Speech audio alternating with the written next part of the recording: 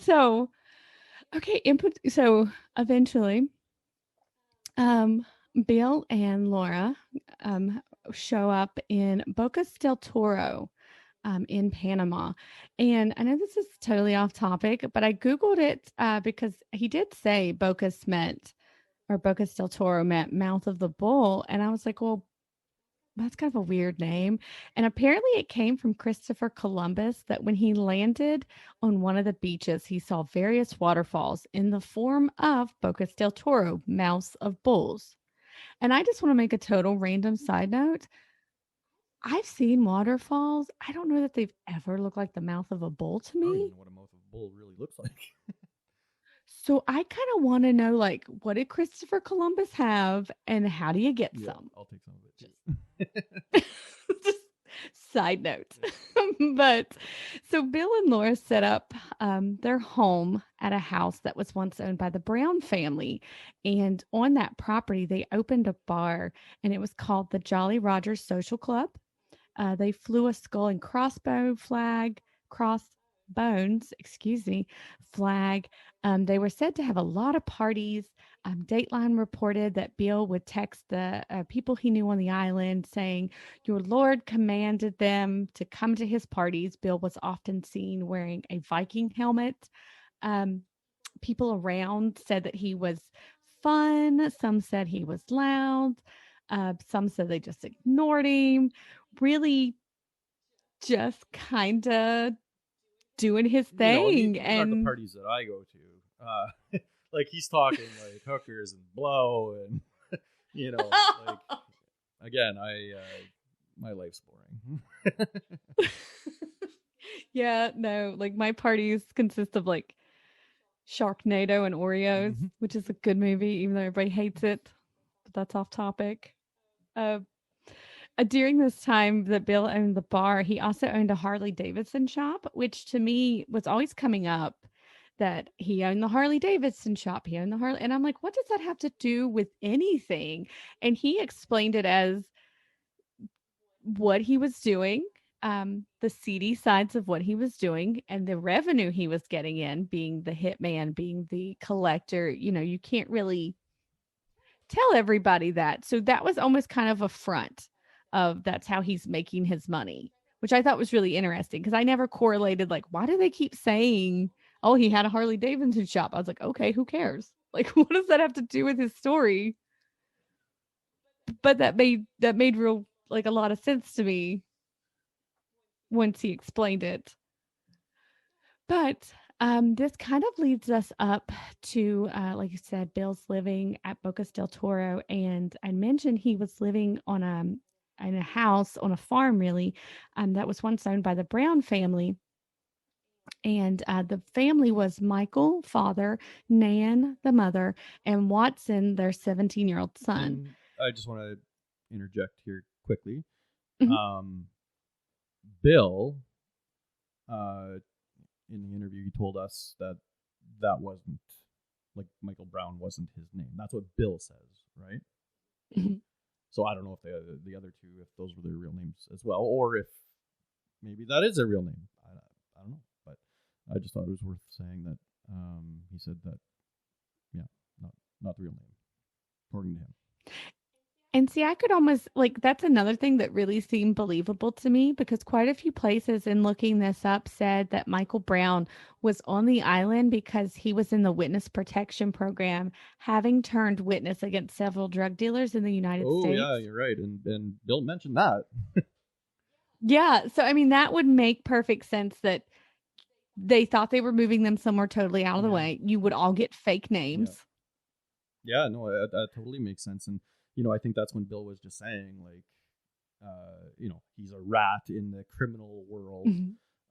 You know, like that's the low of the low, and you know, whoever it is that was angry with him figured out where he was and solicited Bill to, you know, I guess do what they do in that seedy underworld with rats. And it was really interesting. He went through the explanation of, like you said, kind of like Michael Brown came up on the radar and then Bill owned the property and kind of the process. he kind of went into the process they went through of basically gifting him the property and how they legally made it his.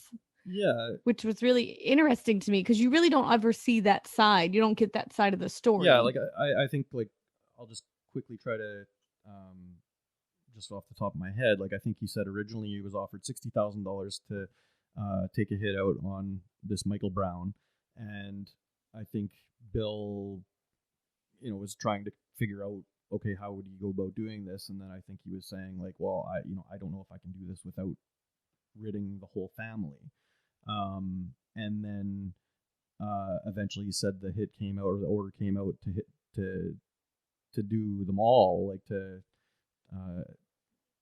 to execute them all. And I think he said it went up to $120,000 on the contract. And so he went in and, obviously, well, he's in prison for killing them. So there's no denying that. He killed all three. But he ended up not getting the $120,000, right? He said he went into the place, I guess, after he had killed them, and he found a safe that had $600,000 in it. So I think from what I remember, and you'll hear it in the interview, he's like, I don't need the 120 grand, guys. I got 600, but what I really would like you to do is get this property switched into my name, and do that, get lawyers to pay whatever $5,000, to forge documents so that, he's the true owner of the land. So does that sound about right? Yeah, that sounds about right. All right, cool. So I'm letting Kel take the lead with all that. I'll be honest, like I said, I'm like, my brain's not functioning on all cylinders, so I'm letting him take the lead tonight with all of this. But so Bill and Laura move into the property. It was reported that it was 45 acres, which was only accessible by boat. And on the edge of that, where the water is where the bar they started, the Jolly Roger Social Club, sat. It was reported in the Minds of Madness podcast that Michael Brown's older children had become kind of worried about the family. They didn't obviously live on the island, and they were not hearing from them. They were not hearing from their younger brother, who would regularly email them. They did notice that money was coming out of a bank account, it's reported. But again, no communication from the Brown family. So what we find out later, and like I said, Bill, like Kel just explained, and Bill goes into detail about, is that Bill did shoot all three members of the Brown family and buried them on the land. And then maybe is this where we explain a couple things, like, I think this is an appropriate time to a couple things that I found. First of all, is like, in terms of talking about the victims, he's very, very businesslike, and how he convinced himself that, okay, I'm going to kill them. Like, I'm not, I'm going to do this, because he said, how I think he rationalized it was, well, guess what? If I don't do it, somebody else is going to do it anyways, so I might as well get paid the money for it. So I found that interesting. I also found it interesting, just his comment about the boy, Watson was his name. Mm-hmm. Yeah, or that was the name reported. Whether or not that was his real name, that's the name he was fairly haphazard in when he talks about the boy, because he's like, oh, some people are like, oh, you killed a child, and he mentions, he's like, well, the guy was going to be 18 in 3 months, so like, what am I supposed to wait 3 months and then it's like more acceptable? That I don't know how to digest that. I think I kind of digested that as he mentioned, like, he said a lot, like, I did it, I am repentant for what I did, like, I'm what is it? But he was specific. He said he didn't feel guilty, but he doesn't feel guilty about it. I remember there being something along those lines. Listeners, you'll hear the soundbite in the thing. Maybe I'm wrong. Maybe I'm making this up. But I thought I when he was talking about being repentant, he said something right before it, and it was something along the lines of like, "No, I don't feel guilty for what I did, but yes, I'm repentant." So yeah, I'm going to make a note of that, and after you guys listen, I'm going to do our world famous poll that then I forget to give the results of. But side note, I thought in my mind, the way I took it was he was repentant in the sense of he felt bad for doing it. And it was like, I'm bad either way. Either I'm bad now that he's 17 or I'm still as bad in 3 months when he turns 18. Like that's how it came across to me. All right. Well, yeah, we'll throw up the poll and see. We'll see what the proper interpretation is. And guess what?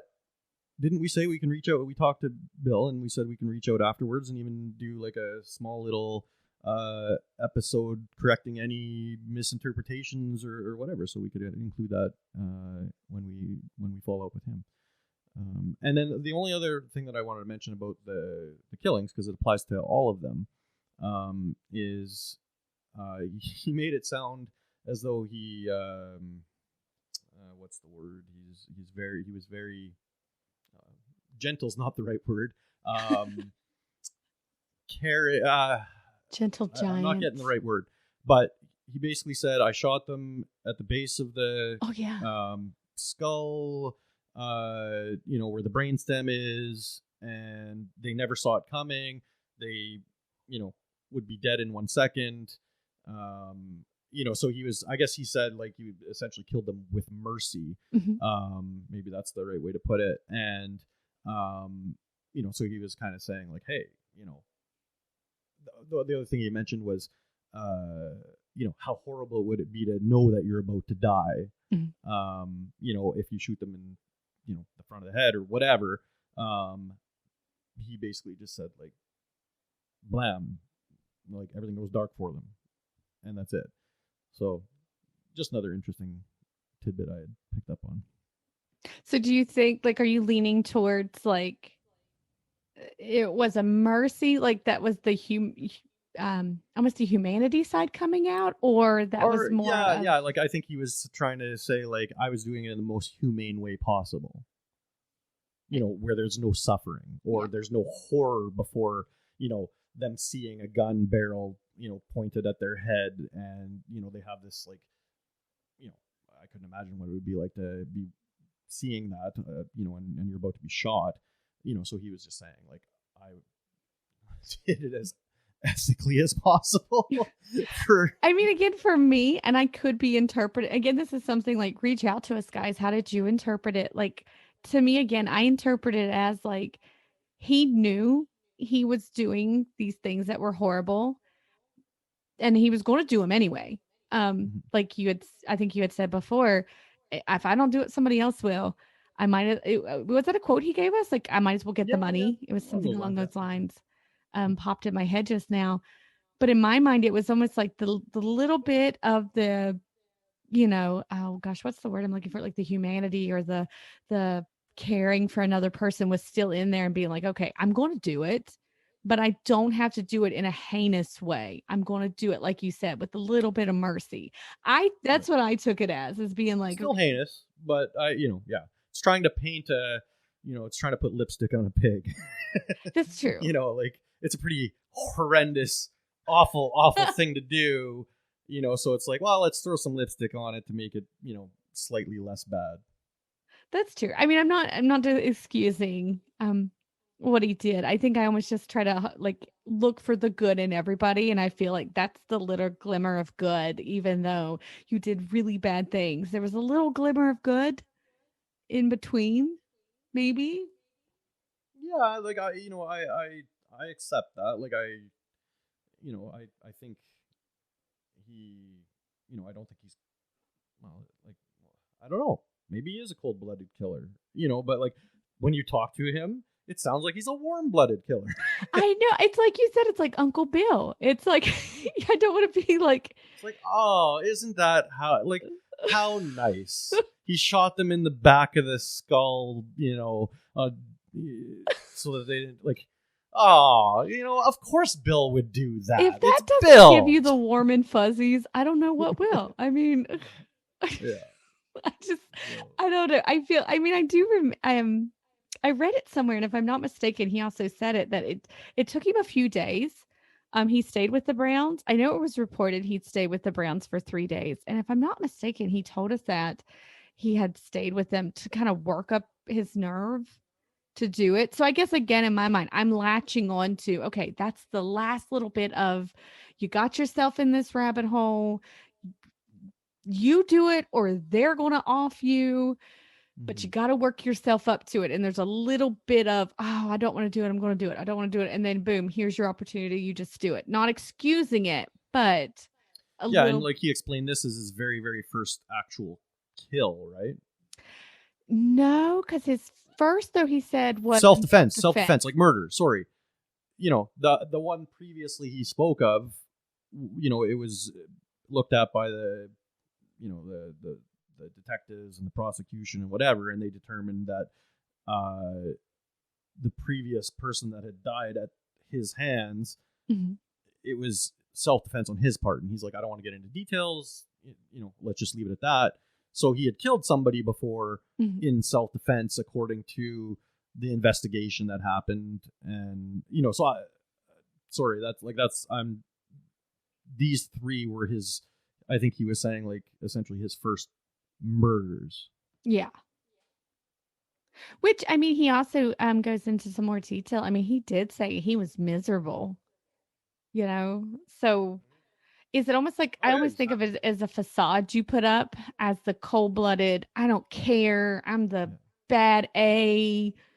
Well, and like he says, he's happier today than he was then. Yeah, I mean, it's as hard as it is to believe. Like, he's sentenced to 40 years in prison, and he's saying he's in a much better place mentally or emotionally being in prison than he was, living this insane life. And maybe that's what is speaking to me, where it's like my brain is like, okay, then it's almost like, if the way he talked, it almost seemed like it was like a relief. Okay, you're in a horrible prison. It's not fun, for lack of better words, but it's like, oh my gosh, like the weight of having, knowing that I'm the hitman is off his shoulders, so to speak. Yeah. And like I don't know, we asked him what a typical day in prison was like. And, I think he said he got up around 5:30, and he said he prayed for an hour and a half or whatever. And then I think they'd be let out, and he's like, you do everything yourself. So he washes his clothes, that kind of stuff. Then in the afternoon, he has boxes, say at 2 in the afternoon, lifts weights at 3 in the afternoon. He does church services Monday, Wednesdays, Fridays for the prisoners. He's the prisoner liaison with between the prisoners and the prison officials, I guess the guards and whatnot. Like, he's the one that, I guess, and I can see why. Like, he's the one that vouches for for whatever issues there are that they're trying to get better conditions or whatever the case may be. Bill is the one that is the go-to, I guess, to go speak about whatever it is to the prison officials. So he started, and again, like, he's saying he's writing books. Like, he certainly, he says he's found Jesus. For somebody who's in prison and sentenced for 40 years, he's certainly making the best of it. Like, because, you could easily just be putting your time in and being miserable or whatever, but he sounds upbeat. Oh, yeah. I mean, you would think being in those horrible conditions, you would almost just be every day just getting more bitter and angry, and you want to pay back whoever put you here, the guards, the prosecutors, the whoever. And I even asked him, I said, do you think that, being a Christian, do you think God put you here? And he said, yeah. Like, I think God put me here. And, you know, I don't bring a lot of politics and religion into the podcast, but being a Christian myself, I think sometimes having that um, positivity through the religion really gets you through.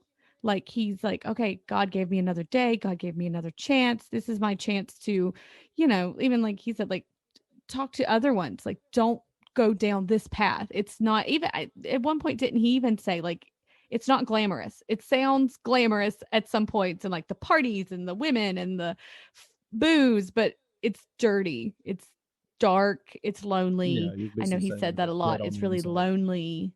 Yeah, yeah, So it was really eye opening. Really, there was just so much. Like as we're talking, it's kind of popping back in my head what he said, but there was just so much. It was, you know, a lot to take in, but really, really insightful what it was like for him. mm-hmm. Yeah. Um. So then I guess um he didn't. I don't. I feel like the. Okay, so there was the murder of the Browns, the three Browns, Mhm. and then the next murder. I thought he said it was like Bo Eisler, or there might have been some other names or whatever, but he didn't really speak to that one. You know, we didn't. We I don't. I feel like we didn't get as much information on that killing, like we did the Browns or the final one, um, the one where the husband, I think it was Keith something, um, had asked him to kill his wife.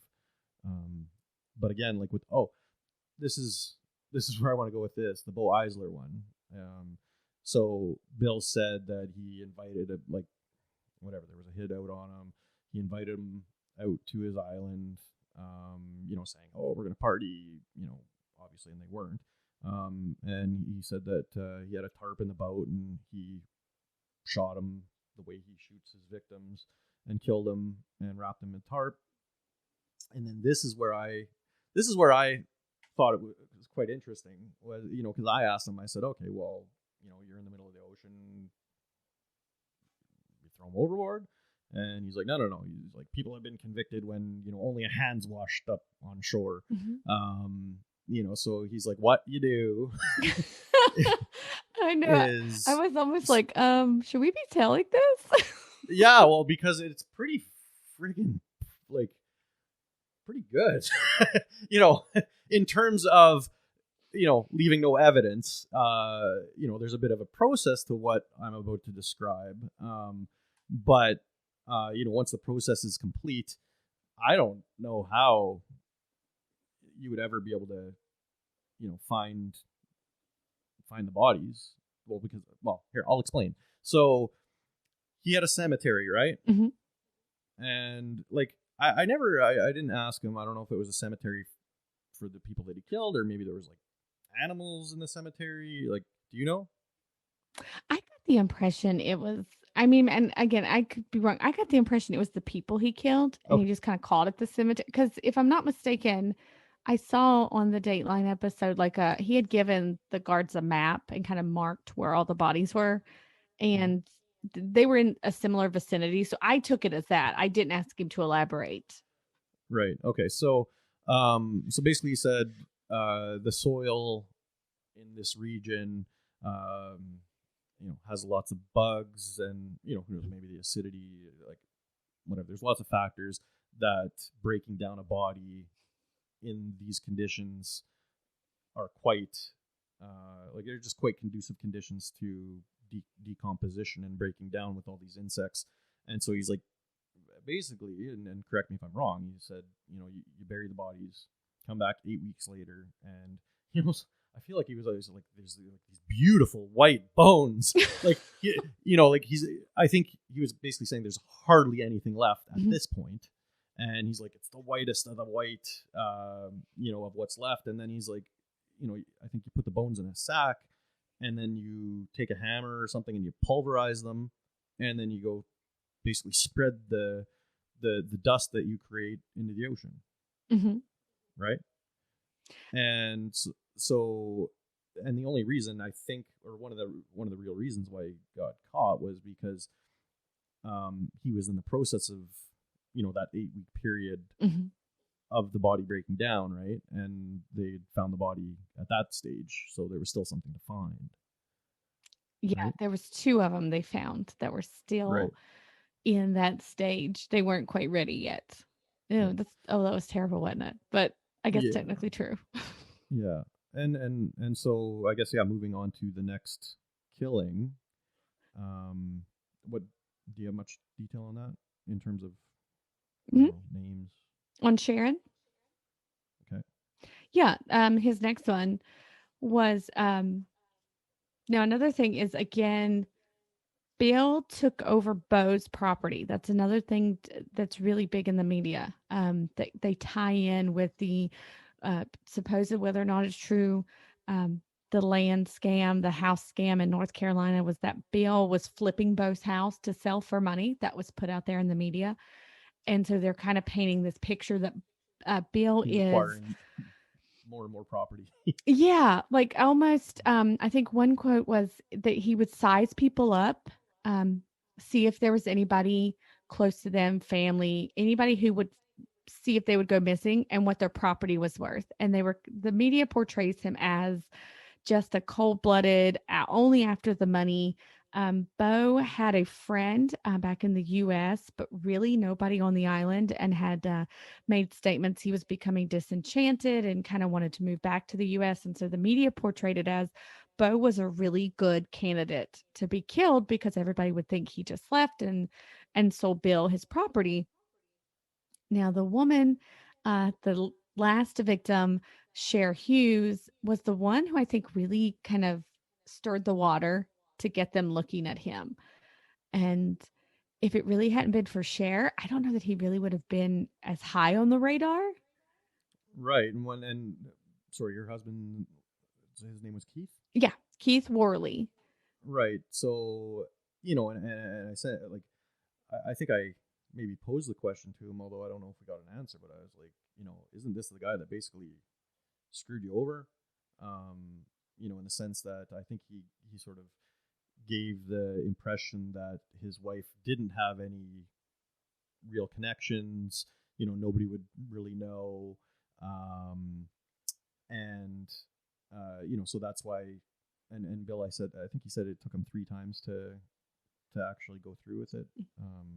Because I think he said he kind of knew her socially, and I don't know. I guess something was kind of, Yeah, I like don't know, Bill just and uh, if I'm not mistaken, it was Bill who said that Bill and Cher were friends. And even in an interview on Dateline, her ex-husband Keith, I'm not sure if the divorce had been finalized. I do know they were separated at the time of her death. Said they had went over to Bill's house for dinner. He had Bill and his wife Laura, who they knew as Jane, over at their house for dinner. So they considered them kind of like a friend on the island.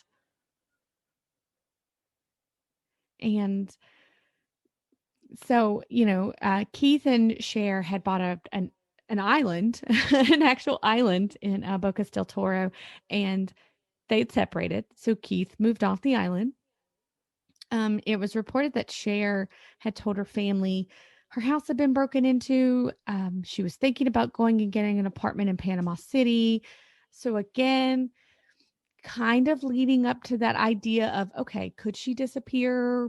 Nobody would think she was gone, but everybody claims, nope, there's no way that she would just take off and not talk to anybody, not say anything.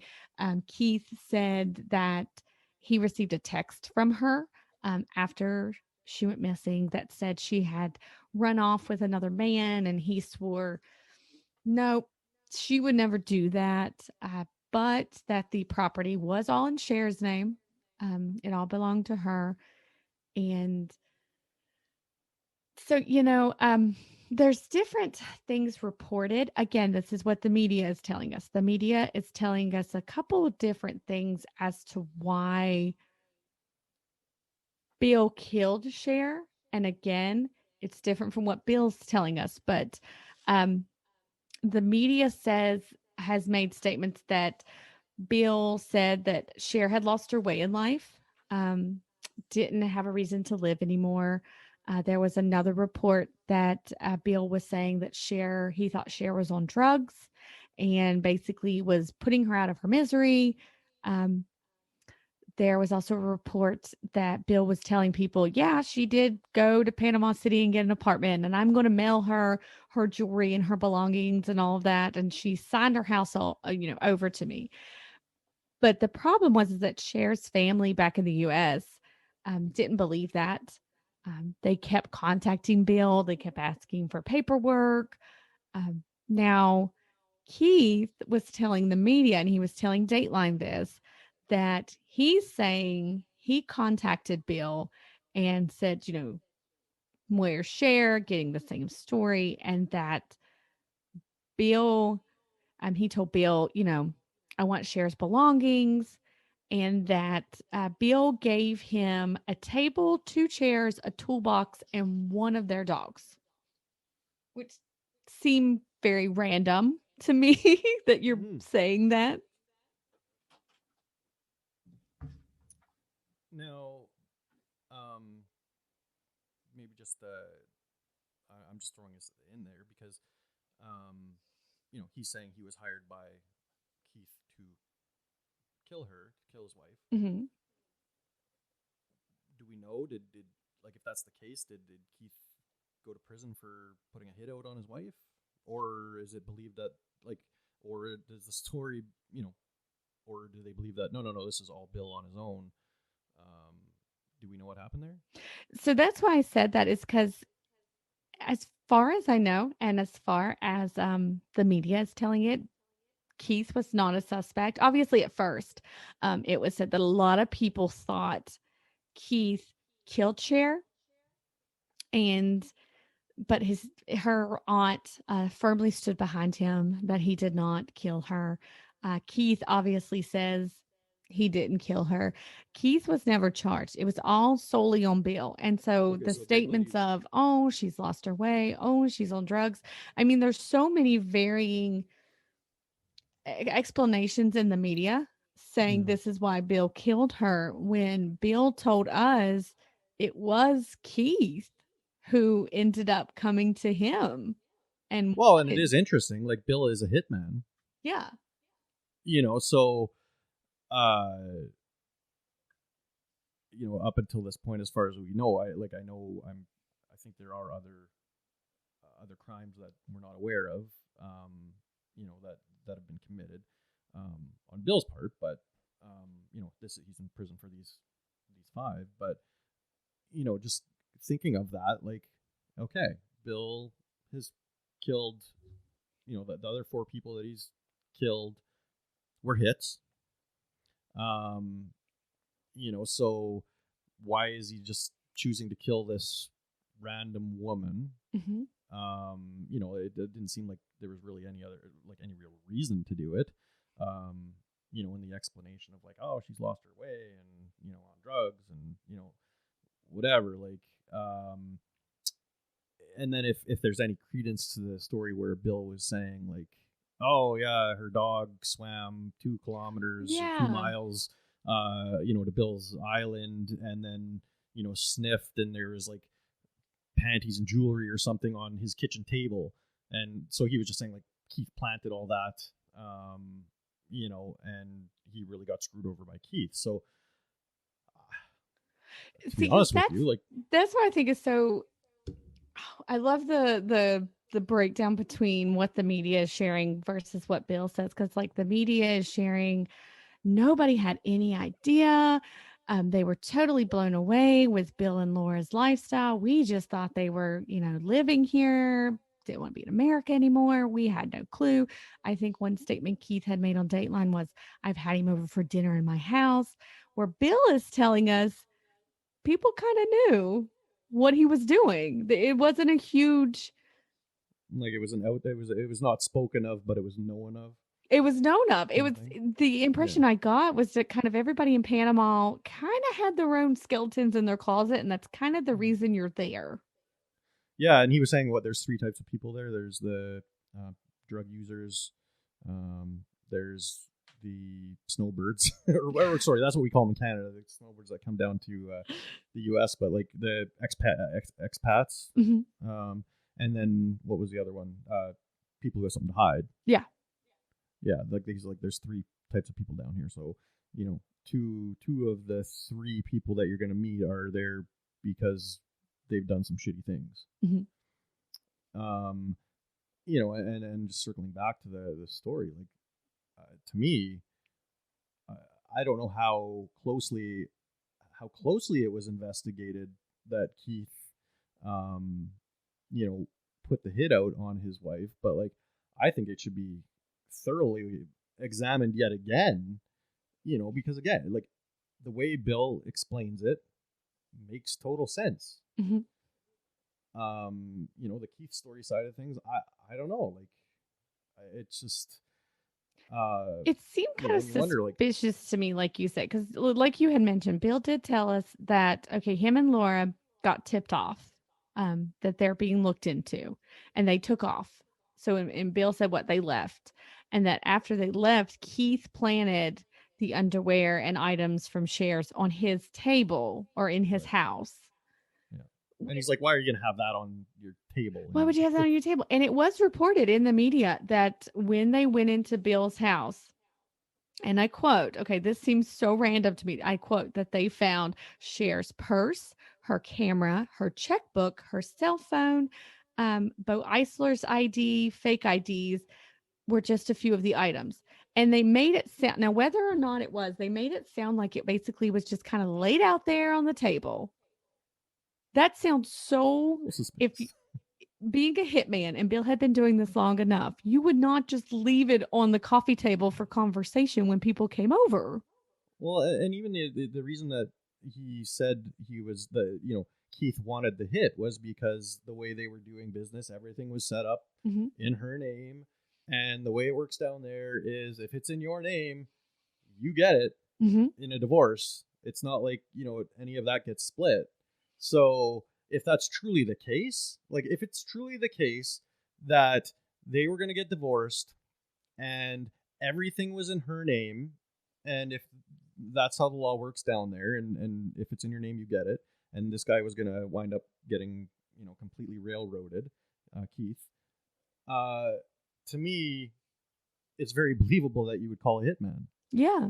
Did Bill, am I having a false memory? Did Bill tell us that Keith had said Cher had another man already?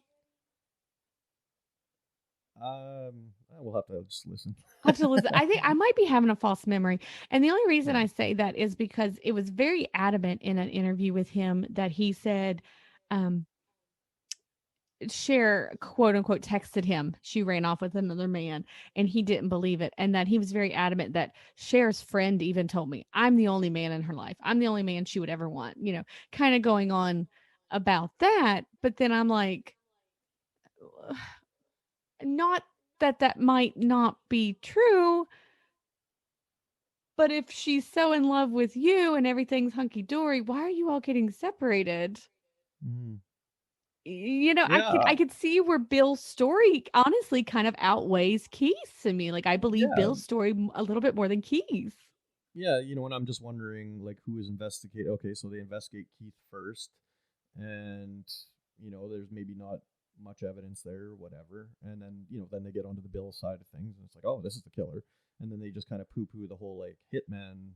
I was hired by the husband, and maybe they just didn't go down that road and look into it thoroughly. I don't know. I'd be curious to see what the evidence is. I mean, and also like it was said that Cher and Keith had the nickname Ken and Barbie on the island. So it almost is like you're looking at kind of the Ken doll versus the the loud, boisterous, drinking, Viking helmet, rough Bill. And then, when things start getting hot on their trail, they take off. Well, I feel like, would you even turn around and look back at Keith? Like all the suspicion just completely lies on Bill. You would have zero reason to even look at Keith anymore. Mm-hmm.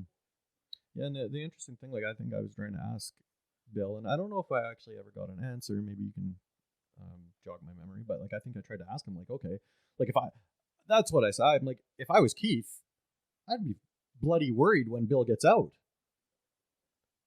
for my life.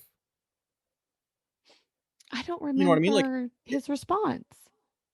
I don't know, but like that, like if I was Keith, I'd be scared shitless. Like Bill said, he could get out in as soon as under 3 years. or it's going to be 15 or 16, whatever, 16. So he's going to get out according to, whatever the sentences and the percentage of time that you have to serve. He's getting out, and he says he's going to get a boat and write and do that. I think I loved it. What did he say? He's going to get a boat, right, and get him a woman. Yeah. Was it to have his babies? A younger woman to have his babies? Yeah. So I understand why maybe Bill wouldn't have answered my question, saying like, yeah, if I was Keith, I'd be bloody worried when you get out, because if Keith planted all that and was the reason for his demise, I don't know how forgiving you could be for something like that. I would be curious to know where Keith is now. Like, I would definitely get the heck out of Panama. Yeah, that's for sure. I'd love to talk to Keith. But then again, I feel like a lot of people feel like, Bill said he could get out in X amount of time. Like, do they have like a false sense of security? Like, he's not going to get out, so we're fine. Yeah. So yeah, if that's the case, like, who knows if it's, in as little as under 3 years, like, sleep with one eye open, Keith. But also, really, Bill sounded, again, he said multiple times, like, I was a bad guy. Like, I did bad things. Like, I don't get the sense. And maybe, again, am I falling into that? Am I falling under manipulation? Am I falling into that false sense of security that I feel like Bill is just like, I did what I did. I'm paying my time. I just want to get out and just live out the rest of my life in peace, because the first half of your life was really turmoil. Wasn't a lot of peace. And just circling back to the whole Keith and Bill thing, like, at the same time, like, if Keith's telling the truth, then, it's pretty horrible, just talking and surmising of the possibility that, because we're basically saying, like, sounds pretty believable what Bill's saying, and if he's lying, we're basically like a man whose wife was killed, by this, serial killer or hitman or whatever, like, that's pretty harsh too. Like, throwing it out there saying like, oh, I'm kind of leaning toward the Bill side of the story. Like, I get that. Like, you almost hate to be like, oh yeah, Keith is definitely lying and Bill's telling the truth, when, I mean, actually, at the end of the day, the only people who know who really did it are Keith, Bill, and Cher, Yep. It just kind of, like you said, and the reason, like I said, like, what the media portrays is because I feel like there's so many different stories.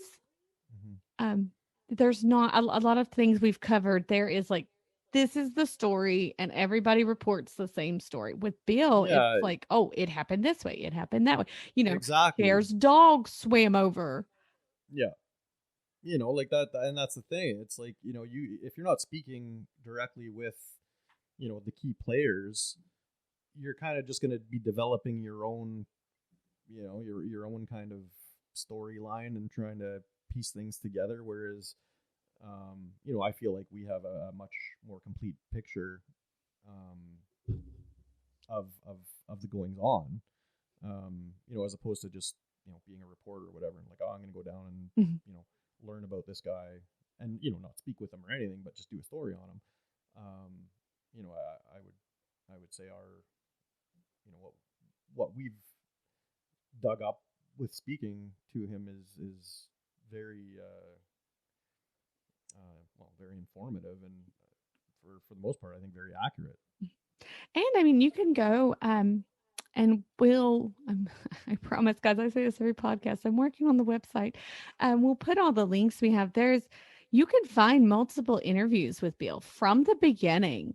And in all honesty, his story really hasn't changed. You think he would change it or say something different. I mean, really, from the beginning, it's really been the same narrative across the board. So you would think when you first get caught, if what you're now saying isn't true, that it would be, oh, a way to make yourself seem innocent. And it seems like from the beginning he said the same exact thing. We'll have to put up some kind of poll at the end. It's like, do you think Bill's telling the truth? Mm-hmm. Or, like, I don't know, some kind of like gauge, or like, like have a meter being like, oh, 90% of it's true. Like, what do you vote? Like 100% of it's true, or 30% of it. Like, I'd be curious to see what people, after listening to the full interview, what their impression is of him. Because you and I have our impression, and I think it's, we believe most of what he has to say. Yeah, I mean, I definitely do believe pretty much everything he has to say. I mean, Yeah. like you said, I think the only thing for me is sometimes kind of like we talked about kind of the way it comes across, but then again, I kind of justify it as being like, you'd have to justify certain things in your mind to almost get through the day, and you've turned your life around, so you're not wallowing in that dark place anymore. You're like, this is what it is, but my life is, is better. And I told Bill that one time we were talking, I was like, listen, I just want to let you know, in the podcast, I want to share what the media says about you, and I want to put it out there so that when people hear your interview, they can get two different views. So I don't want you to think that I'm just being like, oh yeah, we scammed an interview out of him, and here's everything about him, and this is what's true. I want people, like you said, we'll put up a poll, tell us, how do you feel versus what you read, what you heard. One of the big narratives is when Bill and Laura were arrested, and there's a video of them being escorted, and Bill's smiling and talking to the guards, and it's really portrayed as like, oh, this big monster, this big horrible, soulless human being. And in the Unforbidden Truth podcast, he made the statement that they were making a spectacle out of him, and his kind of dark humor, his way, defense mechanism, I think is the word he used, was that he was like, okay, you want the monster, I'm going to give him to you. And when they said, how do you feel like being back here in Panama? And his reaction, he said, just so you know, the Panamanian authorities are a bunch of idiots. They didn't catch me. It was the Nicaraguans who caught me. And, I can almost get behind that, like as a defense mechanism, and almost kind of like a FU kind of thing. Like, you want the monster, here it is. What's he going to do now? He's caught. Yeah. And that I don't even know if we're going to bother touching on it, because I think we can just hear it. Like, his capture, the story of a capture was ridiculous as well. Like, just the story. It's crazy. It's, I don't think that I could give it justice. A lot of his stories, I can't give him justice. Like, you have to hear. I know. We're talking like, commandeered helicopters and crossing rivers and being like, pistol whipped and, drinking or having meals with generals. It's just, but when you hear it, I'm telling you, it flows perfecally. That's kind of like what I said. Like, when I asked you, I'm like, do you believe it's all real? And you're like, I mean, it's, because I felt like after we got off the phone, we didn't talk long after we got off with him. And I was like, oh my goodness, this was awesome. And then in the back of my mind, I was like, am I totally being duped? And I'm glad that you feel the same way, where you're like, it all just fits. Like, I have no reason not to believe, because it sounds true. Yeah. And just to, again, circle back to the whole,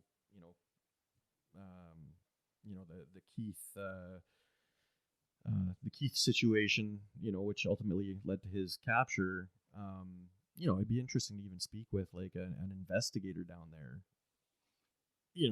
who investigated the case, and have that discussion and say, does any of this, like, could any of this make sense, what he's saying, versus, obviously it was decided amongst the investigators and the prosecutors that they sided with the Keith story.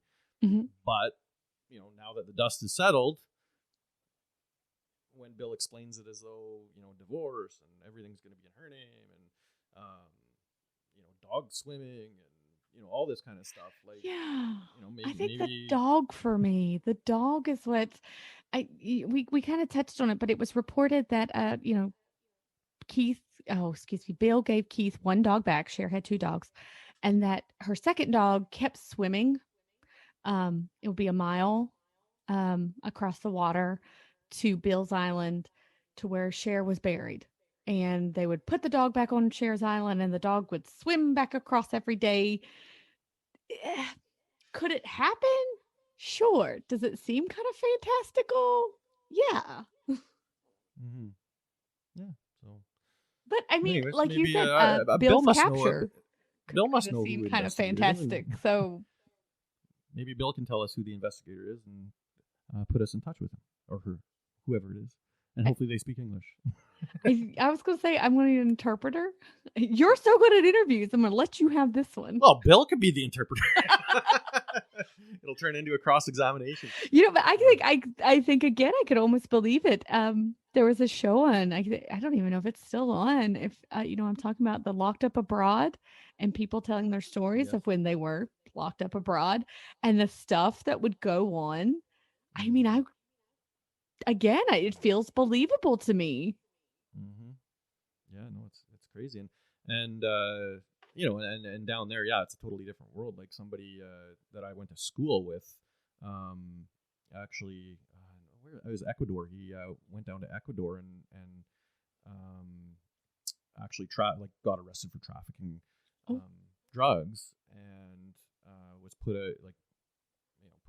in prison, and it was all about money, pay the judge, pay the prosecutor, pay whatever. And in where up in Canada, it's just like he's innocent. He it's we got to get him out. Let's raise money. So people are throwing money to basically pay off the judicial system down there, and eventually they did get enough money to pay to have him sent back. And when he came back, I'm actually even surprised that he admitted to it, but he was like, yeah, I was guilty, because again, like the story was like, no, it's, he wasn't down there doing bad stuff, or I think it might have been like, oh, he had a boss that gave him a briefcase, and it's like, oh, I need you to take it to wherever, like in Ecuador, and at the airport he gets pulled and they find it, but they didn't reveal that he willingly, like, he knew he was dealing drugs, like, but they were essentially tricking everybody and not telling them that until he was released, saying, no, he was innocent. So it's kind of a crummy ending to that. Did anybody ask for their money back? I'd be like, hey, can I get my... Yeah. But at the same time, it's sort of like, okay, well, I can see the mother, I think it was the mother that was mainly doing fundraising and stuff, and, she likely knew that she was, fooling people, and, maybe I would do the same thing. Yeah, I could see that, like, as a parent. Yeah, it makes, I mean, there's so many times you see that, like, parents stick by even something more worse than drugs, like heinous crimes. It's your kid. I could see that.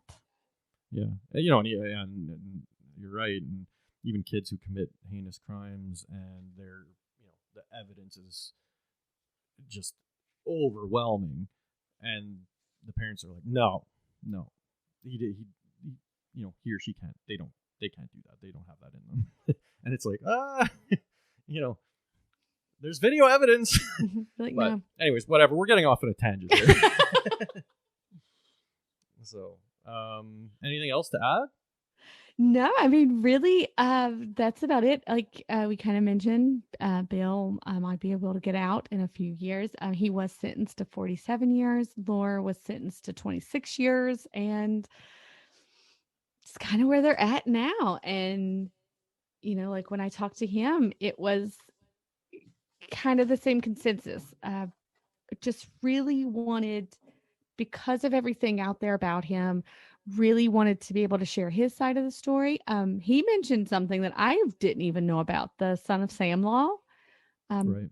I didn't even know about that, but it's a law where a person of like a murder or heinous crime cannot profit off of their crime.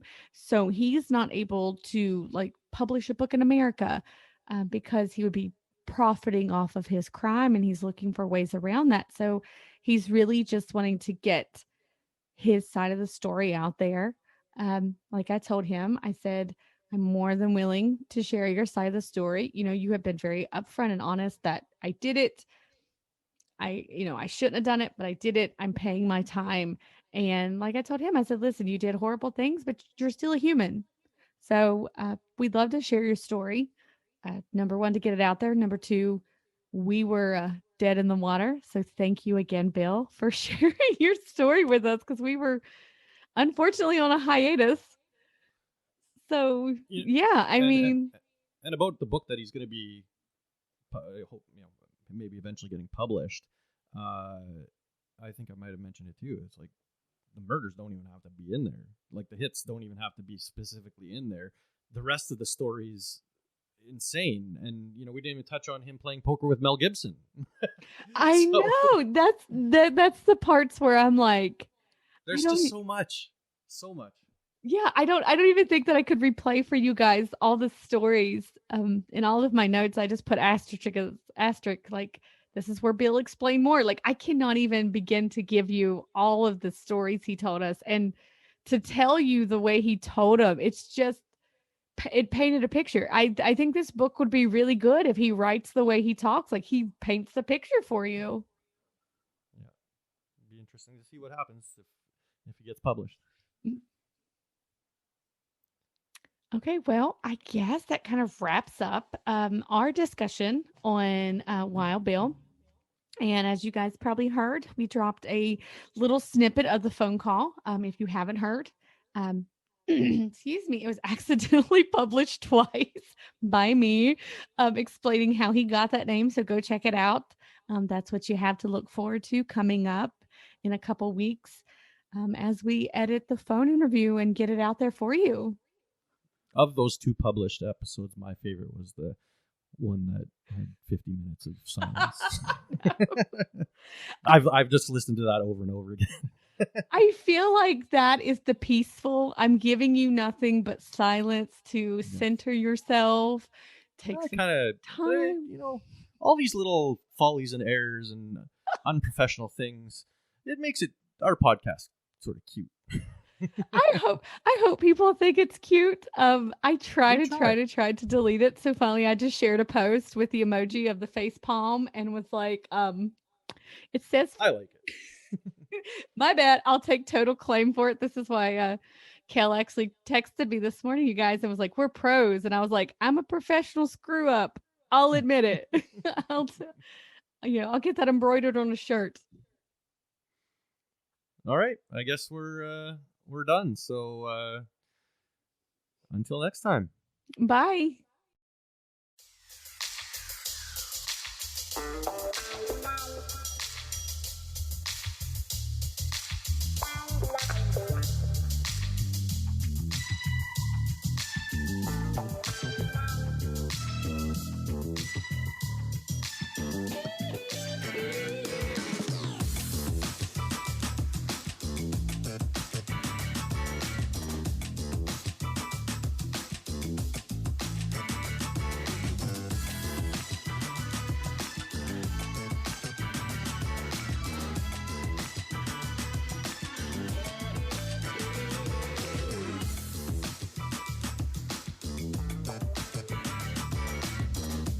Thanks for listening to SS True Crime. If you like what you hear, be sure to subscribe.